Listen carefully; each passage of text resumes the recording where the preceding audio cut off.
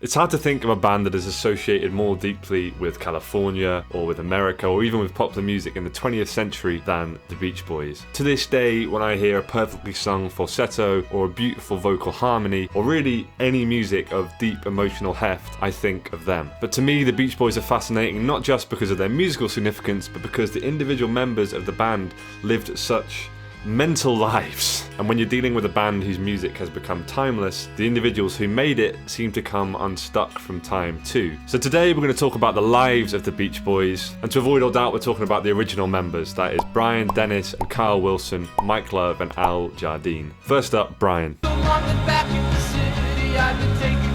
It's fair to say that no one member of the Beach Boys is more synonymous with their musical output than Brian. The oldest of the three Wilson brothers, he was not only the main songwriter but also produced, arranged and orchestrated all of the Beach Boys' best albums. But to understand the music he made and the kind of difficulties he faced with his mental health later in his life, it is vital to consider his childhood and the profound effect it would have on him. Brian showed his musical talent from an early age. At just 2 years old, Gershwin's Rhapsody in Blue became a reference point, and then his father Murray encouraged him to learn first the accordion, then join a vocal choir, and then finally teach himself piano. But despite this encouragement, Murray Wilson was not a good father. The word that comes up to describe him most is tyrant. Murray was cruel to all his boys and beat them regularly. Brian even has partial deafness in one ear, which purportedly links back to a particularly hard blow from his father. As the Beach Boys began to have some success with Murray as their manager, he continued to control and manipulate his sons. It's hard to say what motivated his behaviour, but Murray's background as an amateur songwriter himself makes me think that there was an element of jealousy involved. And if I was going to play couch psychologist, which is what we do all the fucking time on Death for the Record, check out our podcast, I would say that Murray couldn't reconcile his own lack of success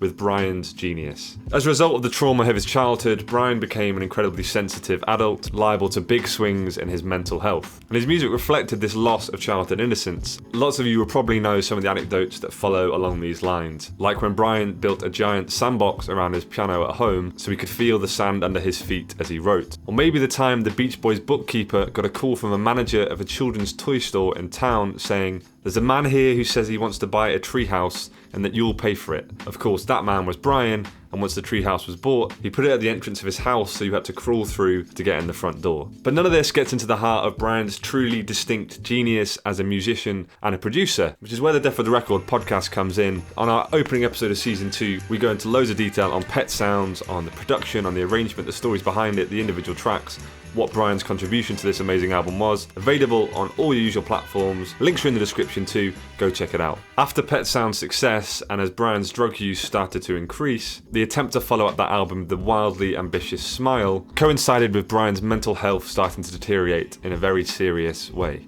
In 1968, Brian Wilson entered psychiatric hospital for the first time, where some biographers suggest he may have been administered treatments all the way from lithium to electroconvulsive shock therapy. After his father's death in 1970, Brian secluded himself to his house, where he spent most of his time sleeping, drinking, doing drugs and eating. He ballooned to over 300 pounds. At one point, he attempted to drive his vehicle off a cliff. At another, he asked someone to push him into a grave that he had dug for himself in his back garden. It was in 1975 that the services of Eugene Landy were enlisted to help Brian. This was the start of a near 20-year relationship that can only be described as exploitative and thoroughly unethical. That relationship is dramatised in the 2014 film Love and Mercy, which I encourage all you guys to watch if you haven't already. So I won't go into too much detail, except to say that when Brian was finally free from the clutches of Landy, it was definitely a good thing. A few years ago, I was actually lucky enough to see Brian Wilson perform live. It was a special experience, but one that I couldn't help but attach a slightly mournful feeling to. Brian has suffered so much in his life, but he's given us so much in return. Seeing him sat in front of that piano singing his side mouth falsetto, I just felt an overwhelming sense of gratitude. Ultimately, to speak of Brian's finest musical moments with the Beach Boys will always be an act of limiting yourself. But whether you favour the early beauty of tracks like Your Summer Dream or In My Room, or the Pet Sounds perfection of I Just Wasn't Made for These Times, or even the childlike brilliance of Smiley Smile or Friends, Brian's talent and depth of experience shines through. Lots of people with no place to go. Dennis Wilson was not only the embodiment of the Beach Boys spirit and the Californian dream, he was also a rebel from the outset. And if you look at early footage of the Beach Boys playing, despite the beauty of the music, I think it's fair to say that Carl and Brian probably aren't going to be tapped up for modelling careers anytime soon. They both look a bit pudgy, a bit doughy, slightly camera shy, but tucked away behind the drum kit is Dennis Wilson, the only member of the Beach Boys who actually surfed, and it's fair to say that girls were infatuated with him from the start. The middle child, he was the only son who could physically stand up to their father Murray, and was actually thrown out of the family home for a while after one particularly nasty bust-up. But in a predictable tale of good looks and talent and fame, Dennis lived a troubled and distorted adult life. Financial recklessness would absolutely ruin him by his 30s after years and years of extravagant and frankly ridiculous spending. His attempts to resist taking heroin once resulted in him driving his £70,000 Ferrari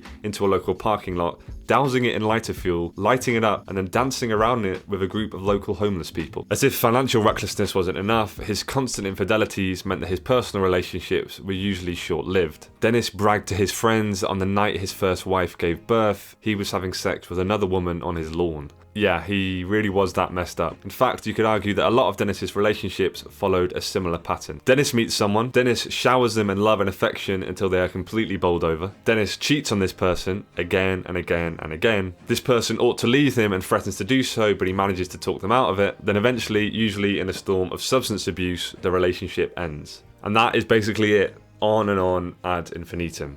Of course, all this so far is ignoring the fact that for a few months in 1968, Dennis spent time as an honorary member of the Manson family. Charles Manson moved himself and the cult into Dennis's home in early spring and would take advantage of Dennis's carelessness or generosity, depending on how you look at it. Predictably, it didn't take long for things to turn sour. The two fell out over Dennis's refusal to join the family. And after the Sharon Tate murders, Dennis was genuinely terrified for his safety. Manson even dropped a bullet round to Dennis's house, but before the threat could be carried out, he was arrested.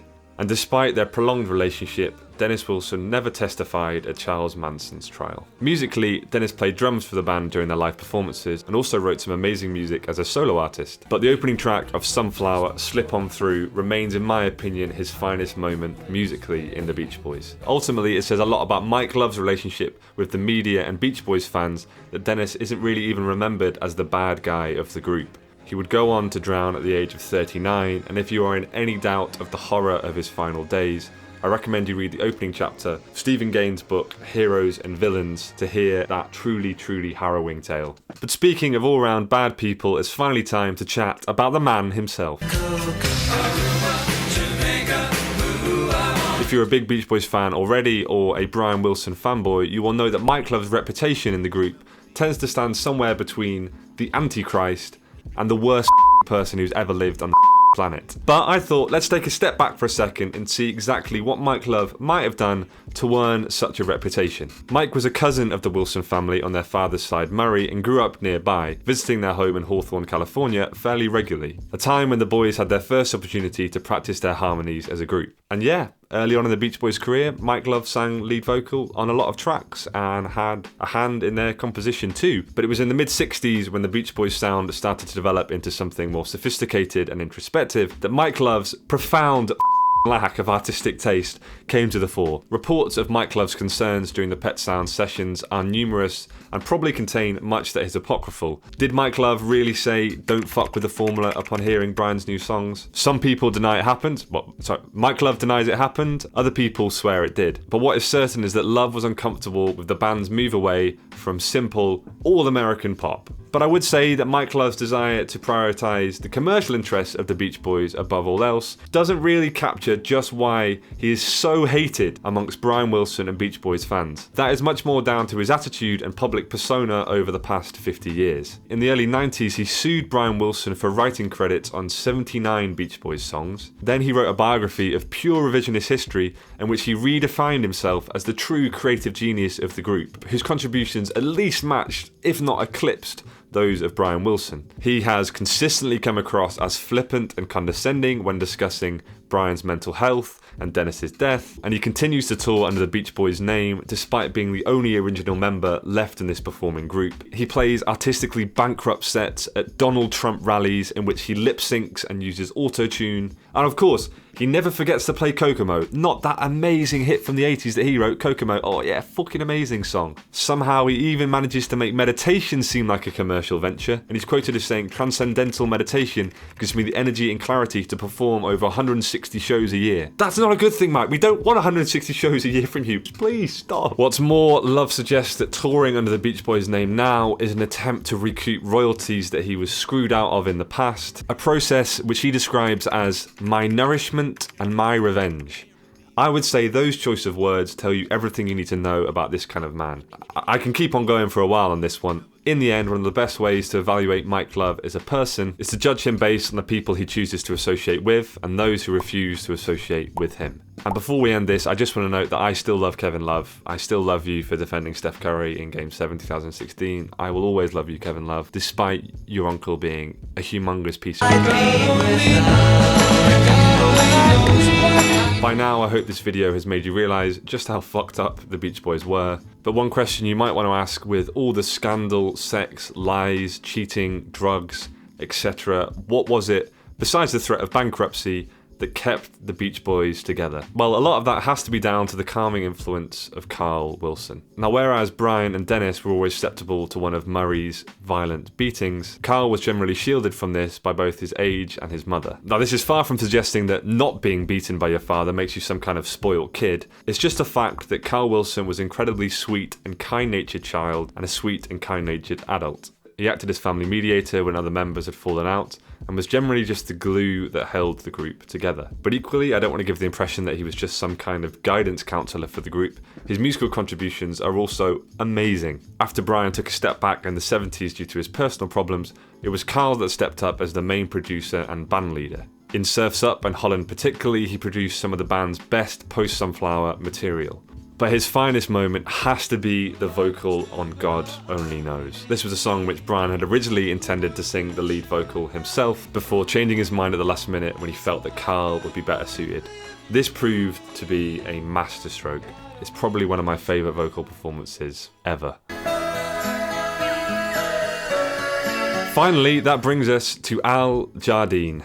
I was a little surprised to learn that Brian and Al met on their high school American football team. It seems bizarre to look at this tiny little man like Al and think that he ever used to play a sport like that. There are literally stories from the Pet Sound sessions in which Brian made Al stand on a crate when they were recording vocal takes so that he could harmonise with the band at the right height. And it is even more surprising that Al did not develop a severe case of little man syndrome and turn into a complete narcissist like some of the members of the group did. And honestly, most of the time when the band were doing something illicit or dangerous or immoral, Al would be on the farm with his horses. Appropriately, his finest musical contribution to the group is the song At My Window, a song he co-wrote with Brian about the birds that would hang around in his backyard. And when I say birds, I realised I phrased that terribly. I mean, like, robins and whatever, sparrows. If you do want to hear more, please go and check out our podcast, the Death of the Record podcast. It's linked below in the description on all usual platforms. We're going to have an episode going out every week for the next 3 months or so. On our YouTube channel, we'll have a video. On our podcast links, we'll have a new episode of the podcast that is related. Season 2's here. And to celebrate, imagine this says 2 and not 50. How do these work? Am I doing it wrong? Fuck me, what do I do? Fucking hell! Season 2 is here! Oh, and don't forget to subscribe.